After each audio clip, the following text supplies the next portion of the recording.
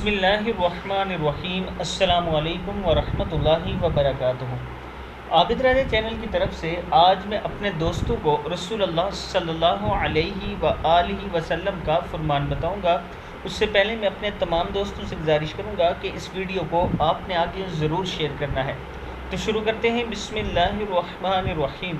رسول اللہ صلی اللہ علیہ وآلہ وسلم نے فرمایا، کھانے کی موجودگی میں نماز نہیں ہوتی اور نہ اس وقت جب شب پاخانے کی حاجت ہو۔ صحیح مسلم میں موجود ہے۔ نماز کا وقت ہو اور ایک مسلمان کو شدید بھوک لگی ہو یا قضائے حاجت کی شدید ضرورت محسوس ہو رہی ہو تو ان حالات میں پہلے اپنی حاجت کو پوری کرے تاکہ سکون سے اللہ کی عبادت کی جائے، کیونکہ دین نام ہی خیر خواہی کا ہے۔ اللہ ہمیں اسلام کی تعلیمات پر عمل کرنے کی توفیق عطا فرمائے۔ اس ویڈیو کو آپ دوستوں نے آگے ضرور شیئر کرنا ہے اور اس پر ضرور عمل کریں۔ السلام علیکم ورحمۃ اللہ وبرکاتہ۔